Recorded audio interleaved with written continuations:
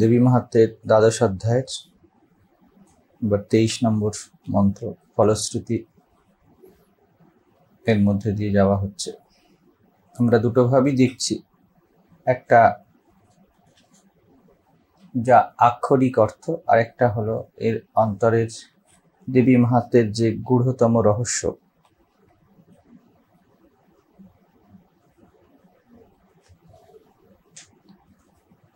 যেহেতু মার্কণ্ডেয় পুরাণের অন্তর্গত এই অংশটি মোক্ষ গ্রন্থ হিসাবেই প্রচলিত এবং তার অন্তর্নিহিত অর্থ এত ব্যাপক, সেই জন্যে আমরা মূলত এর সাধন বা সাধনার যে দিক নির্দেশ তার মধ্যে দিয়েই দেখবার চেষ্টা করছি। আজকে 23 থেকে 27 প্রথমে এই অংশটি দেখা হোক। রক্ষাং করোতি ভূতেভ্যো জন্মনাং কীর্তনং মম যুদ্ধেষু চরিতং যন্মে দুষ্ট দৈত্য নিবর্হণম তস্মিन् শ্রুতে বৈরিকৃতম ভয়ং পুংসাং ন জায়তে युष्माभिः स्तुतयो याश्च ब्रह्मर्षिभिः कृताः ब्रह्मणा च कृतास्तास्तु प्रयच्छन्ति शुभां मतिम् अरण्ये प्रान्तरे वापि दावाग्नि परिवारितः दस्युभिर्वावृतः शून्ये गृहीतो वापि शत्रुभिः सिंह व्याघ्रानुयातो वा वने वा वनहस्तिभिः राज्ञा क्रुद्धेन चाज्ञाप्तो बध्यो बन्धगतोऽपि वा आघूर्णितो वा बातेन स्थितपोते महार्णवे। আমরা সাথে 28টি নিলেও সুবিধাজনক হবে, 28 অবধি আমরা শুনে নিচ্ছি। পতৎসু वापि शस्त्रेषु संग्रामे भृशदारुणे सर्वबाधासु घोरासु वेदनाभ्यार्दितोऽपि वा। অর্থাৎ আমার এই আবির্ভাব প্রসঙ্গ কীর্তন সমস্ত ভূত প্রেতাদির হাত থেকে রক্ষা করে এবং আমার যুদ্ধচরিত দুষ্ট দৈত্যদের সংহার করে। এই মাহাত্ম্য শ্রবণ করলে মানুষের শত্রু ভয় থাকে না। হে দেবগণ, তোমরা এবং ব্রহ্মর্ষিগণ আমার যে স্তুতি করেছ এবং ব্রহ্মা যে স্তুতি করেছেন, এই সবই কল্যাণময়ী বুদ্ধি প্রদান করে। বনে, আকাশে অথবা দাবানলে পরিবেষ্টিত হলে, নির্জন স্থানে দস্যু দ্বারা আক্রান্ত হলে বা শত্রুর হাতে ধরা পড়লে, অথবা জঙ্গলে সিংহ, বাঘ, বন্য হাতি ধাওয়া করলে, ক্রুদ্ধ রাজার দ্বারা প্রাণদণ্ডে দণ্ডিত বা কারারুদ্ধ হলে, অথবা মহাসমুদ্রে জাহাজের মধ্যে ঝড় বাত্যায় পড়লে, আবার অত্যন্ত ভয়ানক যুদ্ধে শস্ত্রাঘাতে জর্জরিত হলে, অথবা রোগ বেদনায় পীড়িত হলে, উপর্যুপরি উৎকট বাধা বিপত্তি উপস্থিত হলে।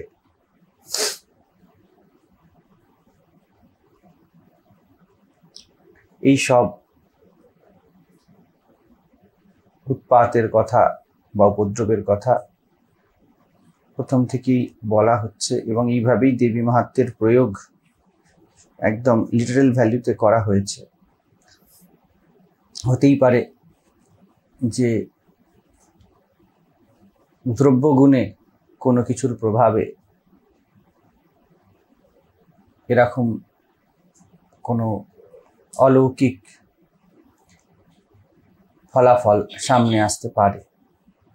সেই নিয়ে দেবী যখন বলছেন আমরা সেটিও শুনে নেব এবং সেটি পরীক্ষাজনিত বিষয়, করাই যেতে পারে। শাস্ত্রের বরাবরই যে দিশা নির্দেশ তা জীবন পরিপন্থী হয়নি। এখন সামনে বাঘ এসে গেলে যদি চণ্ডীপাঠ করা হয় তাহলে কি হতে পারে, তো বা ঝড় উঠলো, আমাদের একটা কথা আছে না যে পণ্ডিত মশাই সাঁতার জানা আছে, তো এখানে চণ্ডী পাঠের কথা বলে দিচ্ছে, মানে পণ্ডিত মশাইয়ের পুস্তকের কথা বলে দিচ্ছে। পণ্ডিত মশাই বলবে আমার চণ্ডী জানা আছে, তখন নাভি বলবে সাঁতার জানা আছে, বলবেন না চণ্ডী জানা আছে। এবং চণ্ডীতে লেখা আছে সাঁতারের সময় যখন এমন ঘোর মানে কোনো রকমের এরকম বড় আধি ব্যাধি হবে বা এরকম ঝড় উঠবে, তখন চণ্ডী পাঠ করলে মোটামুটি ঠিক হয়ে যাবে। এবং এরকম করেই বিভিন্ন ম্যানিপুলেশন কিন্তু হয়েছে অতীতে। বারবার দেখা গিয়েছে যে কারোর জিভ কেটে নেওয়া হয়েছে ওম মন্ত্র উচ্চারণ করলে বা বেদ মন্ত্র উচ্চারণ করলে, যেন উচ্চারণের দ্বারা সব হয়ে যায়। তো এরকম ভাবনা চিন্তা রাখা হয়েছে, বরাবর সমাজে এটা চলেছে। এবং বারবার এর অন্তঃসার শূন্যতা পরবর্তীকালে এসে সাধু মহাপুরুষ ইত্যাদি তারা প্রতিস্থাপন করেছেন। শ্রীকৃষ্ণ পর্যন্ত এই কথা বলেন, বারবার আমাকে আসতে হয়। শ্রী চণ্ডীতেও শেষে গিয়ে বলে যে যখন যখন বাধা উৎপন্ন হয়, যখন যখন দানবত্থা ভবিষ্যতি, যখন দ্বৈত বা দ্বৈতের উৎপাত, তাই তো দানব বা অসুর, যখন সুর ভঙ্গ হয়, যখন একই ছন্দে একই সুরে না হয়, তখন অসুর হয়। যখন সৌন্দর্যকে ভাগ করে দেখা হয়, তখনই কদর্যের জন্ম হয়। পচা ভাতও একটা সুন্দর জিনিস, তার মধ্যে পোকামাকড় জন্মায়। এবং টাটকা ভাত, সেটাও একটা তার জায়গায় সুন্দর জিনিস। কিন্তু যখন দ্বৈতের চোখে দেখা হয়, তখন কোনো একটা প্রেক্ষিতে দেখা হয় আমি ভাতটা খাবো, তখন হয়ে যায় এই ভাতটি সুন্দর এবং অথবা কদর্য। কারণ আমার অনুপযোগী হয়ে গেলে কদর্য। এইভাবেই জীবনের যে অখণ্ড সুর, সেটা ভেঙে গিয়ে খণ্ডিত সুর তৈরি হয়। তাই অসুর, তাই মাও বলছেন যখন যখন এমন দ্বৈতের বা এরকম খণ্ডবোধ তৈরি হবে, তখন তখন আমি অবতীর্যাহম করিষ্যামরি অরিক সংশয়। অরি বা অসুর, এই যে বুদ্ধি, যেই বুদ্ধি দ্বৈত বা দ্বৈতকে জন্ম দেয়, আমি তাকে নাশ করি। বোধ জাগ্রত হয় এবং ব্যক্তি বা সাধক জেগে ওঠে এবং তা নাশ হয়। তো যাই হোক, বারংবার এরকম শাস্ত্রের এবং শব্দের ভার বা তার যে চাপে বরাবরই প্রাণবন্ততা চাপা পড়েছে এবং বারবার সাধু মহাপুরুষ অবতারাদি এসেছে। তো অবশ্যই আমরা অশ্রদ্ধা না রেখে বরং গভীরে যেতে হবে বিষয়টি। শুনলে মনে হবে যে আমরা অশ্রদ্ধা করে দিচ্ছি, কিন্তু না, প্রকৃত শ্রদ্ধা তো আচরণে নয়, প্রকৃত শ্রদ্ধা তো তার সাথে সম্পৃক্ততা, একাত্মতায়। আমরা কেউ নির্লোভের আচরণ করতে পারি, আমরা মুখে বলতেই পারি আমাদের কিছু চাই না, কিন্তু ভিতরে পূর্ণতার বোধ এবং বাইরে বলা চাইনার মধ্যে অনেক পার্থক্য। যার পূর্ণতার বোধ, সে মুখের বলুক চাই বা চাই না, কিছু এসে যায় না। ঠিক তেমনই যখন আমরা শাস্ত্র বা গ্রন্থকে আত্মসাৎ করি, তখন তার সৌন্দর্য কিছু আলাদা হয়। রক্ষাং করোতি ভূতেভ্য জন্মনাং কীর্তনং মম। দেবীর এই যে মাহাত্ম্য অথবা জীবনের এই যে চলন, এটি জানলে কি হয়, ভূতের থেকে ভূত প্রেতাদি করে দেওয়া হয়েছে। যাই করা হোক না কেন, আমরা আগে আলোচনা করেছি, ভূত ইত্যাদি, অর্থাৎ একদিকে ভূতের অর্থ অতীত, একদিকে ভূতের অর্থ যা এফেক্ট তো দিচ্ছে কিন্তু দেখা যাচ্ছে না, এরকমভাবে ভূতকে দেখি আমরা স্বাভাবিকভাবে। ভূত মানে একটা অন্য জনি। তো যা কিছু এই জগতে আছে, যা কিছু যেমনটি তেমনটি দেখা যাচ্ছে না, তাই ভূত। সবকিছু পঞ্চভূত দ্বারা নির্মিত, কিন্তু আমরা দেখতে পাই কোথায়? আমরা তো অন্য কোনো কল্পনার জগতই বানাই। তো যা কিছু মায়া দ্বারা অধ্যাসিত, যা কিছুই তার ইন রিয়েল কোর দেখা যায় না, তা ভূতাদিই বটে। অথবা ভৌতিক বস্তু যেমন অর্থই নেওয়া হোক না কেন, তার থেকে রক্ষা হয়। যদি 10টা অর্থ নেওয়া হয় তাহলে 10টা। তো ভূতেভ্য, এইভাবে ভূত কথাটি সাধারণত প্রয়োগ হয় না। আমরা গীতাতে বারবার ভূত কথাটির প্রয়োগ দেখেছি। ভূত অর্থাৎ হয়ে গেল 5 এলিমেন্টসের এই যে জগৎ, এই তত্ত্বগুলোকে বা এই এলিমেন্টগুলোকে ভূত বলা হয়। বলছে জন্মনাম কীর্তনং মম, এই ভূতে, এই পঞ্চভূতে আর জন্ম লাভ হয় না। বারবার বিভিন্ন শাস্ত্র উপনিষদাদিও এই কথাই বলে যে বারবার ফিরে ফিরে আসতে হয় না, সে যেভাবেই দেখা হোক জীবনকে, দ্য পারপাস অফ অবজেক্ট যদি মিটে যায় তার আর পুনরাবর্তন হয় না। শ্রীরামকৃষ্ণ উদাহরণ দিতেন, পোড়া মাটি হয়ে গেলে সেটাকে আবার চাকে দেওয়া যায় না।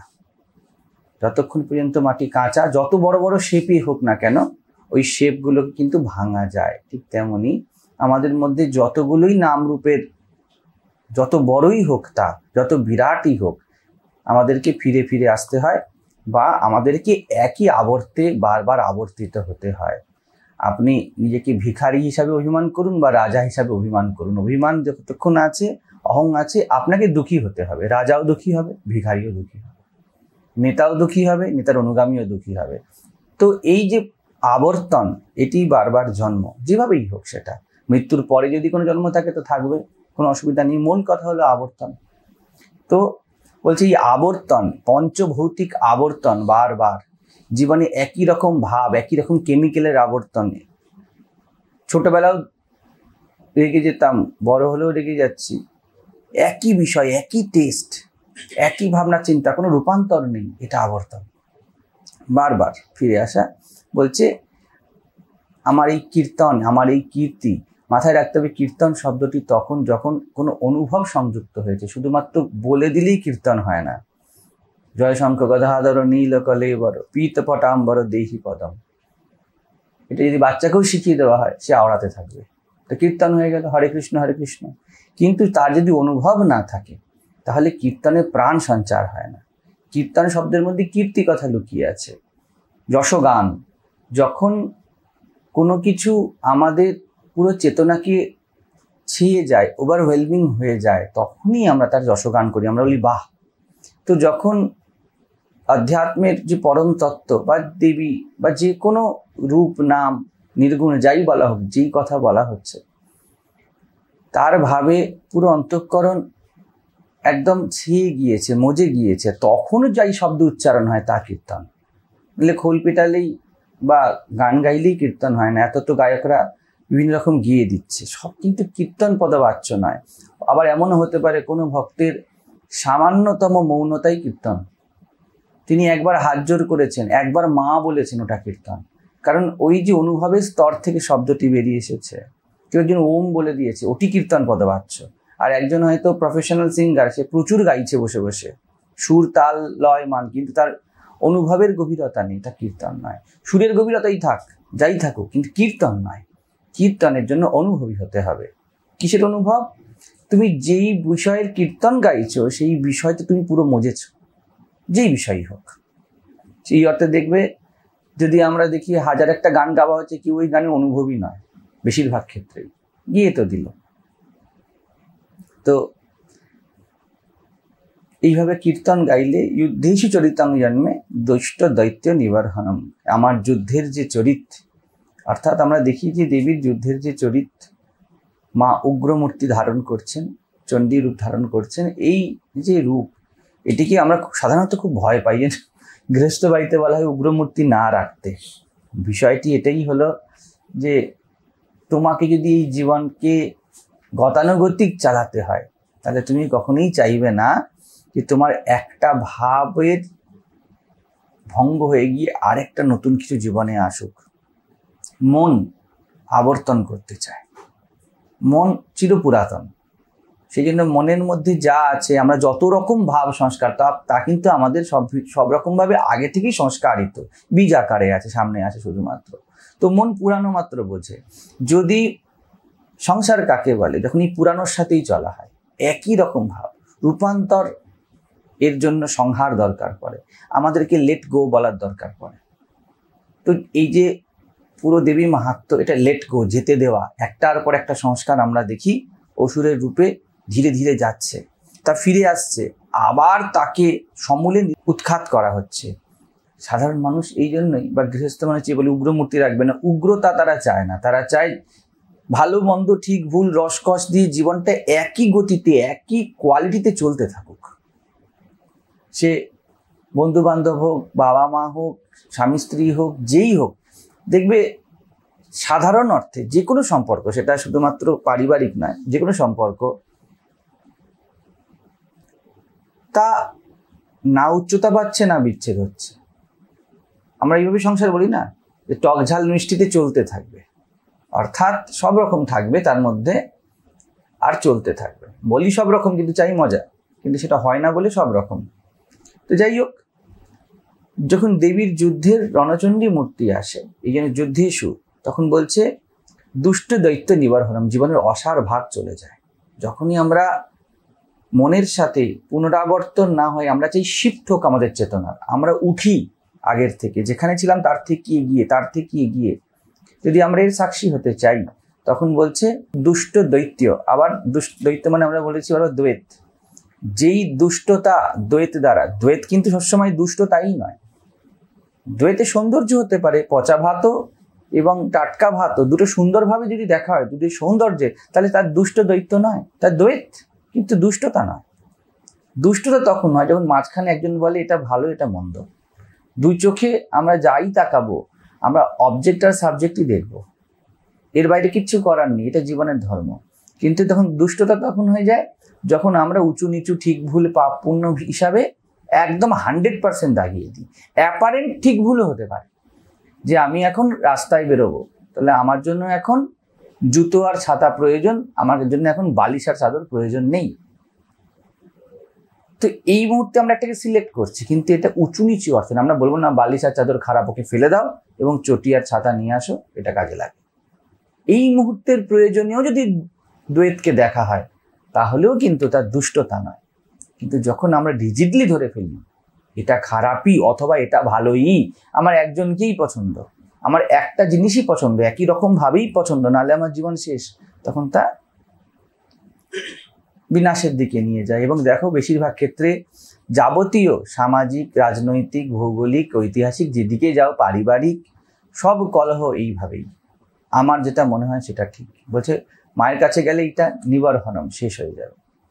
বা এই চরিত্র যদি উপলব্ধি করা যায়, বোঝা যায়, এর যদি কীর্তন করা হয়, অর্থাৎ এর অনুভবই হওয়া যায়, তাহলে জীবনে এই যে দুষ্ট চক্র এ আর থাকে না। আর কি বলছে? বলছে এই মাহাত্ম্য শ্রবণ করলে মানুষের শত্রু ভয় থাকে না। আমরা আগেও এটা আলোচনা করেছি। বৈরী মানে বিরোধী ভাব, জীবনের প্রতি আর ঘটনাগুলির প্রতি বিরোধী ভাব থাকে না। শত্রু একটা বুদ্ধি, আবার মিত্রও একটা বুদ্ধি। যখন বিরোধী ভাবে হয় তখনই শত্রু। আবার যদি ভালো করে দেখা হয়, বন্ধু এক প্রকার বিরোধী ভাব, কারণ লোকে শুধু শত্রুকে মারতে চেষ্টা করে না, বন্ধুকে বাঁচাতেও চেষ্টা করে, এবং বন্ধুকে বাঁচাতে গিয়েও সেই যুদ্ধ। শুধু শত্রুকে মারতে যুদ্ধ হয়নি, যখন কুরুক্ষেত্র বা অন্যান্য যুদ্ধ হয়, তখন রাজারা বন্ধুদেরকেও সাথে নিয়ে আসে, শুধু শত্রুদের বিরোধ করে লড়তে নেমে যায় না। তো বৈরী ভাব জ্বলে যায়, অর্থাৎ এইসব কথাগুলো সত্যি কথা বলতে যদি গতানুগতিক ভাবে আমাদেরকে চলতে হয়, তাহলে আমাদের ক্ষেত্রে ডিজাস্টার বলে বোধ হবে, পীড়াদায়ক, হৃদয় বিদারক। বৈরী থাকবে না। একবার ভেবে দেখো, যদি জীবনে এমন হয় যে তোমার কোনো বৈরী নেই, কিভাবে তুমি থাকবে? কি নিয়ে ভাবনা চিন্তা করবে? আমরা সবাই কল্পনা করি যে সবাই ভালো হয়ে যাক, সাবজেক্ট কি থাকবে? তোমার মুখ কি বলবে, তোমার চোখ কি বলবে, তোমার হাত কি বলবে? তুমি কোন ইস্যুগুলোর সাথে লড়বে? লড়াই আমাদের জীবন, বাঁচা তো আমরা জানি না। আমাদের যদি বলা হয় জীবনে ঝামেলা নেই, আমরা হার্ডলি খুব কষ্টে 7 দিন শান্ত থেকে যাব, তারপর নিজেরাই এদিকে ওদিকে চুলকাতে শুরু করব, একে ফোন করব, তাকে ফোন করব, কিছু নেই, হয়তো বসে বসে নখের কোণটা খোঁচাতে খোঁচাতে একটু রক্ত বের করে ফেলবো, কিছু করব। অত সহজ নয় যে বৈরীহীন জীবন কাটিয়ে দেওয়া। কোনো বৈরী নেই। একজন প্রজ্ঞাবান ব্যক্তি মাত্র জীবনকে কিভাবে দেখতে পারে যে জীবনে সত্যি কোনো বৈরী নেই, শুধু এই মুহূর্তের অ্যাকশন বা রেসপন্স আছে, যথার্থতা আছে। ওই জন্য কোনো মহাপুরুষকে দেখবে না তারা বলে যে আমার ত্রিভুবনে কোনো শত্রু আছে। আবার এইও নয় যে সকলকে তারা আলিঙ্গন করতে ছুটে ছুটে চলে যাচ্ছে। মহাপ্রভু করেছেন সেটি বিশেষ কারণবশত, তাও করেননি। যাকে যাকে দরকার হয়েছে ঘাট ধরে বের করে দিয়েছেন। ছোট হরিদাসকে, শ্রীবাসের শাশুড়িকে ধরে বের করে দিচ্ছেন। শ্রীরামকৃষ্ণ হৃদয়রামকে বলেন যাও যাও, গচ্ছ গচ্ছ, অনেক হয়েছে। তো পুরো মিত্রতাও যে করেছে, তারা যে বন্ধু বানিয়েছে তাও নয়, শত্রুতা করেছে তাও নয়, তাদের জীবনে শত্রু বুদ্ধি নেই, অর্থাৎ এই বিরোধী বৈরী বা দুই বুদ্ধি নেই, যে আমার থেকে তুমি আলাদা, এটি মূল বৈরী ভাব। আমি আলাদা, তুমি আলাদা। এরপরেই দেখো যাবতীয় অ্যাকশন, যাবতীয় রকম বিকার ঘটতে শুরু করবে। নয় তুমি আমার আপন হতে পারো, আমি তোমাকে স্কুইজ করব, নাহলে তুমি আমার শত্রু হতে পারো, আমি তোমাকে কোনোভাবে ফেলবার চেষ্টা করবো। এই দুটোই বৈরী ভাব। এই তো নয় যে তুমি আমার বড় আপন, এই বুঝে আমরা একাত্মে বসে আছি, একে অপরকে পূর্ণ স্বীকার করে নিয়েছি। যেমন আমাদের কানের শেপটা এমন, নাকের শেপটা আমরা স্বীকার করে নিয়েছি। আমরা যাকে ভালোবাসি আমরা হয়তো স্বীকার করে নিই না, let it be as it is. আমরা বলবো যে আমার যেটা ভালো মনে হচ্ছে সেটা করো, এইটা করো সেইটা করো। এটাও একরকম ভাবে কিন্তু ম্যানিপুলেশন। এটাও একরকম ভাবে কিন্তু তার যে স্থিতি, তার স্থিতিকে কোনো রকম ভাবে নাড়ানো চাড়ানো হলো। প্রজ্ঞাতে না বৈরী ভাব থাকে আর না মিত্র ভাব থাকে, থাকুক। তো বলছে এই ভয় পুংসাং না যায়াতে, অভয় জীবনে অভয় প্রতিষ্ঠিত হয়। এই জন্যই বলা হয় বৈরাগ্যম এব অভয়ম। বিরাগ অর্থাৎ আত্ম বা স্বস্বরূপে অনুরাগ, এবং যে কোনো দুই ভাবে বিরাগ। দুইয়ে আমার রুচি নেই, যা আছে একই আছে। তোমার মধ্যে চৈতন্যকে দেখি, নিজের মধ্যে চৈতন্যকে দেখি, তোমার মন যেমনই হোক আমার মন যেমনই হোক, এই নিয়ে আমি মাথা ঘামাই না। এটা হলো প্রকৃত বৈরাগ্য। নিজের মনও কিন্তু, এটা শুনতে লাগলেও অন্য রকমের, আমার মনের মধ্যেও যত রকম যা কিছু আছে আমি ওই নিয়ে মাথা ঘামাই না। এবার মন বলবে তুমি মাথা না ঘামালে আমার অ্যাক্টিভেশন কি করে হবে? মশা কামড়াচ্ছে, রাত্রিবেলা শুয়ে আছে, তুই মাথা ঘামাচ্ছ না, কি হবে? কেউ তোমায় কিছু বললো, তুমি মাথা ঘামাচ্ছ না, ঠিক তেমনই মন কত কিছু বলবে। মন কি বলে? পরিস্থিতি যেমন মন তেমন, কারণ পরিস্থিতি ইকুয়াল টু মন। পরিস্থিতি স্থূল ভাবকে পরিস্থিতি বলে, পরিস্থিতির সূক্ষ্ম ভাবকে মন বলে। ধরা যাচ্ছে বিষয়টা? যা কিছু এনভায়রনমেন্ট তাকে প্রকৃতি বলে, বহিঃপ্রকৃতি। আর এই এনভায়রনমেন্টেরই যখন সূক্ষ্ম দিক আসে তখন তাকে অন্তর প্রকৃতি বা মন বলে। কোনো ভেদ নেই দুটোর মধ্যে। বাইরে ঠান্ডা তো তুমি ভিতরে বললে ঠান্ডা লাগছে, কি ভেদ আছে? বাইরে তোমায় কেউ তোমার বিরোধ করছে, ভিতরেও তুমি বলতে আমার একজন শত্রু আছে, কি ভেদ আছে? বিষয়টা একই। তো বাইরে আর ভিতরে শুধুমাত্র ওই যে বললাম একটু, মাঝখানে একটা ব্যক্তি সত্তা ভেদ করে দেয়, তাহলে কোনো ভেদ নেই। তো এই যে প্রকৃতি, এটি হলো মন, এতে রুচি নেই, শুধুমাত্র আমার হওয়াতে রুচি। তো বৈরাগ্যে এই রুচি চলে যায়। বলছে প্রথমত শত্রু থাকে না, এবং আর শত্রুর ভয়ও থাকে না। দুই নেই তো ভয় কিসের? ইউষ্মাভিস্তুতয়ো যাশ্চ ব্রহ্মর্ষিভিঃ কৃতাহা। এই যে স্তুতি করেছে, ব্রহ্মা ইত্যাদি স্তুতি করেছে, এর ফলে কি হবে? প্রযচ্ছন্তি শুভাং মতিম। প্রজ্ঞা ধারণযোগ্য বুদ্ধিকে শুভামতি বলা হয়। শুভ বুদ্ধি কখন? মা শারদা বলতেন, যখন জীবের শুভ সময় হয় তখন সাধুসঙ্গ সৎসঙ্গ করে, আর যখন তার অশুভ সময় হয় তখন বেশি কুযোগাযোগ ইত্যাদি এসে পড়ে। এই যে দেখো কুযোগাযোগ বলছেন, অর্থাৎ একটু আগে আমরা বললাম ভিতর আর বাহিরে এক। দেখো মায়ের কথাতেও সেই ঝোঁক। উনি বলছেন যখন সময় শুভ হয় তখন মানুষের মধ্যে যা বহিঃপ্রকৃতি শুভ হয় তখন ভিতরে শুভ হয়, আবার যখন বহিঃপ্রকৃতি বিরূপ হয় ভিতরেও বিরূপ ভাব তৈরি হয়। তো এখানেও বলছে শুভামতি। শুভামতি কথা কোনটা? যখন জীবনকে তার সৌন্দর্যে দেখা যাচ্ছে, তখনই একমাত্র বুদ্ধি স্থিত হয়, শান্ত হয়, এবং তখনই তা যে কোনো স্পষ্টতাকে ধারণ করতে পারে। এই যে দেখুন তোমাদের ধরুন কাজের প্রেশার যাচ্ছে, চট করে কিছু বললে, এখন যদি দুবার ফোন বেজে ওঠে, দুজন দেখা করতে আসে, আমরা একটা গভীরে যাওয়ার চেষ্টা করছি, তা তো হবে না কোনোভাবে। তো যখন সময় সুন্দর হবে তখনই মাত্র ব্যক্তির মনে ওই স্থিরতাটা আসবে। ওই যে স্থির বুদ্ধি, ওটি শুভ বুদ্ধি, আর কোনো বুদ্ধির দরকার নেই। বুদ্ধি যেই মুহূর্তে তার জায়গাতে স্থির হয় সেই মুহূর্তেই জীবনে শুভতা আসে। বলছে এই যে ধী বা এই যে গভীরতা সম্পাদন যোগ্য যে পরিস্থিতি তা তৈরি হয়ে যাবে। এই স্তব পাঠ করলে বা এই দেবীর মাহাত্ম্যের অনুভবী হলে জ্ঞান ধারণের উপযোগী যে বুদ্ধি তা তৈরি হবে। এরপরে বলছে যে এই কথাগুলি অরণ্যে প্রান্তরে দাবাগ্নি পরিবারিত, দস্যুর মধ্যে মৃত শূন্যে গৃহীত বা আপি শত্রুভি ইত্যাদি। বলছে নির্জন স্থানে দস্যু বা শত্রু আক্রান্ত হলে, শত্রুর হাতে ধরা পড়লে, মানে যে কোনো রকমের উপদ্রব জীবনে আসুক না কেন, এইগুলো তো সবার জীবনে আসে। একটি মাত্র আমারও ভাবনা চিন্তায় যেটা জিনিস মনে হয় রেমিডি, কতগুলো রেমিডি করবে, কতগুলো এখানেই বলেছে। দেখো, নির্জন স্থানে কেউ নেই, এবার তোমায় কি বাঁচাবে? আচ্ছা, দস্যু দ্বারা আক্রান্ত হলে, ডাকাতে ধরেছে নির্জন স্থানে, কত রকমের ক্রিটিক্যাল কথা বলে দিয়েছে ঋষি। শুধু ডাকাতে ধরেনি, চেঁচালেও কেউ শোনার মতো নেই, এমন জায়গায় ডাকাতে ধরেছে, ঠিক আছে। বা শত্রুর হাতে ধরা পড়লে, লুকিয়ে লুকিয়ে যাচ্ছিলে কোনোভাবে, তোমার যে এনিমি আছে, আগেকার দিনে যুদ্ধে হতো যে বনের মধ্যে দিয়ে যাচ্ছে, ওখানে ঘিরে ফেললো, তো ওইভাবে শত্রুর হাতে ধরা পড়লে। জঙ্গলে সিংহ, এই নয় যে তোমার বাড়িতে এসেছে, বাড়িতেও মেরে দেয় এসে। সিংহ সাধারণত আসে না বাড়িতে, বাঘই সাধারণত পড়ে। সিংহ পড়ে, হাতি তো যেখানে সেখানে দেখুন রাস্তাঘাট করে, হাতি পড়ে না, হাতির খেয়ে দিয়ে কাজ নেই। এবার তুমি যদি বনের মধ্যে রাস্তা করে দাও, বেচারা ক্রস, বনটা কেটে গ্রাম বানানো হয়েছে, তো ও কি করবে? ওর টেরিটরির মধ্যে তোকে থাকতে হবে। তো জঙ্গলের সিংহের সাথে পড়লে মানে একদম অব্যর্থ ব্যাপার। এখনকার আমরা শুনেছি, জানি না, আমি তো কখনো সিংহ মামার সাথে দেখা হয়নি সরাসরি, তো শুনেছি সিংহ একবারই ঝাঁপিয়ে যা করার করে, বারবার একটুখানি বারংবার করার যে ছ্যাঁচড়া মোটা, এটা সাধারণত বাঘ করে, ছাড়বে না।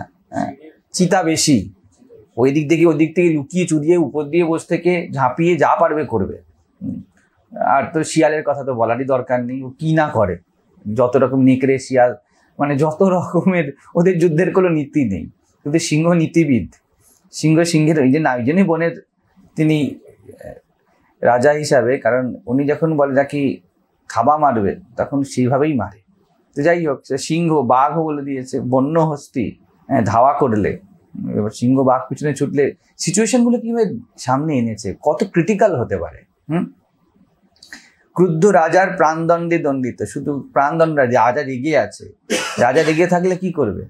তোমার যত রকম লুফোলস বের করবে। যদি তাকে 10 জন বলো যে রাজা বসাই লোকটা কিছু প্রাণদণ্ড দেবেন না, ভালো, কিন্তু রাজা রেগে আছে, তাহলে ক্রুদ্ধ রাজা এমনিই নয় যে তুমি এসে গেছো বিচারে এবং তোমার প্রাণদণ্ড হয়েছে, হ্যাঁ, মানে সুপ্রিম কোর্ট তোমার উপর রেগে আছে, এবার তুমি কি করবে? 5 জনের বেঞ্চ, হ্যাঁ, 5 জন জাজই খেপে আছে, এবার তুমি কি করো?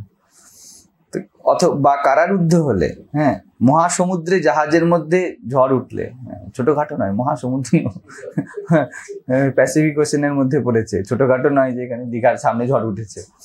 তো আবার বলছি অত্যন্ত ভয়ানক যুদ্ধে, এমনি এমনি যুদ্ধ নয়, খুব মানে খুব বেশি ফিয়ারফুল, খুব বেশি ভয়ঙ্কর, খুব বেশি ডিজাস্টার হয়, এমন যুদ্ধের মধ্যে যদি তুমি শস্ত্রের আঘাতে জর্জরিত হও, রোগ বেদনায় পীড়িত হলে, রোগের জ্বালায় এত পীড়িত যে তুমি কান্নাকাটি শুরু করে দিয়েছো, উপর্যুপরি উৎকট বাধা বিপত্তি, এই হলো মূল কথা। যত রকম ক্রিটিক্যাল সিচুয়েশন হতে পারে, সেখানে আমার চরিত্র শ্রবণ করলে বা স্মরণ করলে, দেখো আমার ক্ষেত্রে যেটা মনে হয়েছে, এই সব কিছুর একটাই অব্যর্থ ওষুধ থাকে জীবনে, সেটা হলো কেন্দ্রীয় নিশ্চিন্ততা। আর কোনো উপায় থাকে না। দেবীর মাহাত্ম্য শ্রবণ বা যে কোনো শাস্ত্র অধ্যয়নের ফলে বা যে কোনো বোধ জীবনের অধ্যয়ন, মানে কি বোধে আসা, না কোনো কিছু পড়াই কিছু নয়, ঠিক আছে। সব থেকে একমাত্র তোমাকে তোমার ভিতরের পুরো ওয়াননেস জনিত নিশ্চিন্ততা তাই রক্ষা করতে পারে, এছাড়া কেউ রক্ষা করতে পারে না। কত বাধার সাথে তুমি একটা সেপারেট ডিল করবে। সংসার তাকে বলে যখন একটা বাধার সাথে ডিল করা হয়, একটার পর একটা বলে না, একটার পর একটা বিপত্তি আসছে, যে সংসার বলে। যখন এই বিপত্তির মধ্যেও তোমার চেতনা কোথাও নিশ্চিন্ত আছে, ডিল করছো না তা না, ডিল তো করতেই হবে, কে না কাকে না করতে হয়েছে। রামকৃষ্ণকেও ক্যান্সার নিতে হয়েছে, জিসাসকেও ক্রুসিফাইড হতে হয়েছে, মনসুরকে বলি চড়তে হয়েছে, শিখ গুরুদেরকে প্রাণ দিতে হয়েছে, এর থেকে খারাপ আর কি হবে? সাধারণ জীবনে তো এগুলো হয় না। এত বড় মহাপুরুষের জীবন দেখো, তাদের সব থেকে বড় বাধাগুলো তাদের জীবনে আছে। একটা বাড়ির একজন ব্যক্তিকে, একটা ছেলেকে চাকরি পাচ্ছে না, তারা বাবা মা খারাপ বলে, চারজন পাড়া প্রতিবেশী খারাপ বলে। ভাবো মনসুরের কথা, তাকে পুরো একটা কমিউন রিজেক্ট করছে, তার কি স্থিতি, খেতে দিচ্ছে না, এক ঘরে করে দিচ্ছে। রাবিয়ার কি অবস্থা, কোন ধারে বসে থাকতেন। মোহাম্মদের কি অবস্থা, যুদ্ধ হয়ে যাচ্ছে, তাকে খুন করার জন্য মদিনা মক্কার মধ্যে ছোটাছুটি চলছে। তো একজন মহাপুরুষের জীবন দেখো, এই যেগুলো বলা হচ্ছে তাদের জীবনে সব থেকে বেশি এগুলি দেখা যাবে, কেউ বাদ নেই। একজন মহাপুরুষ বের করো যাদের জীবনের সমস্যা আমার আর তোমার থেকে কম ছিল, কেউ নেই, আমরা সহজভাবে দেখি না। তো তাদের সৌন্দর্য এটা যে তারা তাদের কেন্দ্রীয় নিশ্চিন্ততায় দাঁড়িয়েছিল। তো জীবনে এইগুলি চলতেই থাকবে, we have to deal with that.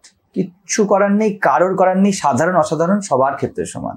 আমি যেন উদাহরণ দিয়ে বলি বারবার, যে অজ্ঞানী হও জ্ঞানী হও, ট্রাকের ধাক্কা মারলে তোমার কোমর যাবে, কিচ্ছু করার নেই।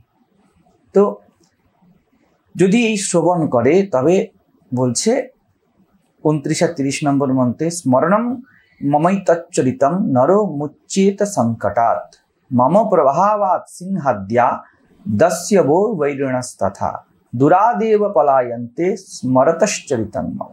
অর্থাৎ আমার এই চরিত্র কথা শ্রবণ করলে আমার প্রভাবে সিংহাদি হিংস্র জন্তু এবং দস্যু তস্করাদিও ও শত্রুগণ সেই মানুষের থেকে দূরে পালিয়ে যায়। এই বলে দেবীর কথা এখানে শেষ হচ্ছে। যত রকম ভাবনা চিন্তাই আসুক, যত রকম অ্যাডভার্স সিচুয়েশনে জীবনে আসুক না কেন, যদি আমরা জীবনের এই জার্নিকে দেখি এবং একে যদি কেন্দ্রীয়ভাবে দেখি, দেবী মাহাত্ম বাইরে কোথাও শত্রু, বাইরে কোনো লড়াইয়ের কথা বলেই না, একের পর এক লেয়ার নিজের মধ্যেই দেখে। কারণ এই 3টে লেয়ার, প্রথম, মধ্যম আর উত্তর চরিত, এটি 3 গুণের পুরো ত্রিভুবন, এর বাইরে কিছু নেই। স্থূল প্রথম চরিত, মধ্যম চরিত সূক্ষ্ম বা মন, এবং একদম সূক্ষ্মতম বা কারণ হলো উত্তর চরিত। এটি সবকিছু, এটি ত্রিগুণময়ী প্রকৃতি। সামনে যা দেখছো কি, যদি বলা যায় ভিতরে, আমি কি বললাম, একজন ইন্ডিভিজুয়াল যদি তার মধ্যে এই 3টে ধাপ দেখে নেয়, স্মরণম চরিতং মম, এই মায়ের এই 3টে চরিতই আত্মস্মরণ, যদি এটা কেউ দেখে নেয়, তাহলে তার কাজ হলো। বাইরে কি দেখছো, বাইরে একটা আয়না রাখা আছে, তুমি রিফ্লেকশন দেখছো, বাইরে কিচ্ছু নেই। এই 3টে ধাপের তুমি যেই ধাপে আছো, তুমি বাইরে তাই দেখবে। তুমি যদি প্রথম চরিত্রে থাকো, মধু কৈতব, তুমি বাইরেই মধু দেখবে আর বহুত্ব দেখবে। তুমি যদি মধ্যমে থাকো, তুমি দেখবে যে না, বাইরে কিছু নেই, আমার মধ্যেই মাটির প্রতি আকর্ষণ আছে। এই আকর্ষণই বাইরে হয়েছে, মহিষাসুর, মহির প্রতি আকর্ষণ হচ্ছে। তারপরে শুম্ভ নিশুম্ভ, তারপর আরেকটু ভিতরে গিয়ে দেখো, তখন তুমি দেখতে পাবে যে তোমার আমি আর আমারই এই জগৎ হয়েছে, বাইরে কিছুই কোনো কালে নেই। এই 3টে মা বলছেন, এই চরিত যদি কেউ স্মরণ করে, কেউ যদি এর সাক্ষী হয়, তাহলে নর মুচ্যেত সংকটাৎ, নর বা জীব সব রকম সংকট থেকে মুক্ত হয়, কারণ সংকট তো বাইরে নেই। মম প্রভাবাৎ সিংহাদ্যা, এই সিংহাদ্যা আমরা বলেছি, সিংহর কথা হয়েছে, সিংহ হলো আমাদের জীব ভাব, আমি জীব, ঠিক আছে। এই সিংহই যখন দেবীর পায়ে থাকে, তখন সো অহম সিংহ দস্যব বৈরিণস্তথা, এই ইত্যাদি যদি করে, তাহলে আমার প্রভাবে কি বলছে, সিংহাদি হিংস্র জন্তু, এই জীব ভাব বিনষ্ট হয়, এবং দস্যু তস্করাদি শত্রুগণ। আমরা দস্যু নিয়ে আলোচনা করলাম, যে দ্বৈত এবং তস্করাদি, তস্কর মানে চোর। আমাদের সব থেকে বেশি চোর আমাদের মধ্যে বসে থাকে আমাদের চিত্ত। এই জন্য গোবিন্দের নাম চিত্ত চোর, যিনি এই মহাচোরকেও চুরি করে নিতে পারেন। আমাদের মন একবার যদি লেগে যায়, ঘড়ির কাঁটার হুঁশ থাকে, সময় চুরি হয়। কত এনার্জি লাগালাম, কত টাকা লাগালাম, হুঁশ থাকে, সব চুরি হয়ে যায়। একবার যদি এই মন চোর চুরি করতে শুরু করে, পুরো জীবন শেষ করে যায়, তুমি নিঃস্ব হয়ে যাও। তবুও শেষে গিয়ে দেখো কি হাতে কি রইল, প্রত্যেক মানুষ বলে কিচ্ছু না। বয়স কত? 70, 60। তাও তো বলছি শেষ হয় সেই অর্থে, যদি অনুভব হয়। 70 গিয়ে কোথাও অনুভব হয়, তখনও মনে হয় আমাকে কেউ দেখলো না, আমি এত কিছু করলাম, আমাকে কেউ দেখলো না। তাহলে দেখো, চুরি মূল চোর হলো এই চিত্ত বা মন, এই চুরি করে। বলছে এই তস্কর আদি যত কিছু আছে যারা চুরি করে, বলছে এরা দূরে পালায়, বা এমন কথা বলতে পারো এরাই চুরি হয়ে যায়। যদি মন একবার, এটা একদম পরিষ্কার সত্য, তোমরা প্রত্যেকেই অনুভব করতে পারো, হয়তো সেই অনুভব কম বেশি সময় স্থির হয়েছে, কিন্তু যারাই চিন্তন মনন করেছে তারা বুঝতে পারবে, একবার মন যদি অন্তরে লাগে, তার টেস্ট, তার সামনে আর কোনো জিনিস দাঁড়ায় না।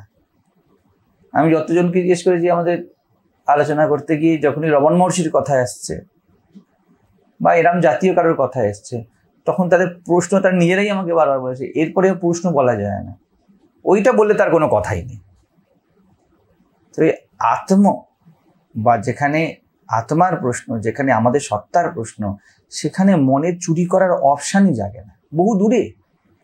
মনের খেলা, হ্যাঁ, অহংকার কাকে বলে, গিল্ট কিভাবে হয়, তারপরে পারিবারিক জীবনে আমাদের অনেক কন্টেন্ট আছে না, পারিবারিক জীবনে এটা ওটা সেটা। একবার রমন মহর্ষি এসে বলবে, হু এম আই, কার কথা বলছো? আর দুরাদেব পলায়ন্তে, বলে কোথায় চলে গেল, আর কে বলবে কথা? তোমার মধ্যে তুমি কোথায় আছো? যার সমস্যা, পরিবারটা দেখাও কোথায় আছে। তো বলছি এইসবের প্রশ্নই আর আসবে না জীবনে। বৈরিণস্তথা, সব থেকে বেশি বৈরী মনে হয় আমাদের ইন্দ্রিয়গুলোকে। সাধক যদি হয় তার মনে হয় প্রথমে শত্রু, যখন প্রথম চরিত্রে মনে হবে বাইরে শত্রু, দ্বিতীয়তে মনে হবে আমার ইন্দ্রিয়গুলোই আমার শত্রু, আর তৃতীয়তে মনে হবে আমি আমার শত্রু। মা এসে বলবে একই বাহম জগৎতত্র, কোথায় আছো তুমি? তুমিও নেই, জগৎ তো নেই, তোমার বৃত্তি তোমার ইন্দ্রিয় নেই, তুমিও নেই, একই বাহম, আমি মাত্র আছি। তাই বলছি বৈরিণস্তথা, কোথায় তোমার বৈরী ভাব থাকবে, কোথায় শত্রু থাকবে? যাদেরকে তুমি শত্রু মনে করো তারা শত্রু কোথায়? তা তুমি। ভগবান বুদ্ধ বলে, মার এসো, তুমি আমি আলাদা নাকি? মারও এই কথা কখনো শোনেনি, মারও এত মার খাইনি কখনো কারোর কাছে, যে অবাক যে এই কথা কেউ বলতে পারে। আজ পর্যন্ত আমার থেকে পালাতে লোককে দেখেছি, আমার সাথে লড়তে দেখেছি, কিন্তু আমাকে জড়িয়ে ধরতে দেখিনি। এই জন্য বুদ্ধকে করুণার অবতার বলে। বুদ্ধ বা তথাগত নিজের তথাগত বা নিজের প্রচলিত যে সংস্কার, তার সাথে অনেক লড়েছে 6 বছর ধরে, কিছু করতে পারেনি, তারপর স্বীকার করে নিয়েছে এবং তা শান্ত হয়ে গেছে। লেট ইট বি, এসো মা, তোমার রিজেকশন নেই। আমরা সাধারণত দেখি কি, যে চারিদিকে আগুন জ্বালিয়ে নিয়েছে, নাচছে, সব ভ্যানিশ হয়ে গেল, ভূত প্রেত এলো, হ্যাঁ, মানে সৎপুরুষ এলো, অসৎকে কেটে দিল, এসব কিছু নেই। বুদ্ধ সেই যে সমুদ্র হয়ে যায়, বলে চলে আসো, কটা নদী আসবে, আসো, কোনো অসুবিধা নেই, আমি স্বীকার করে নেব।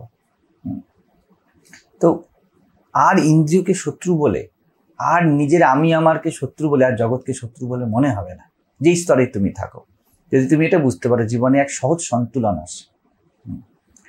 তো এই বলে মা বললেন যে আমার যে চরিত্র, এর ফলাফল এই, ঠিক আছে।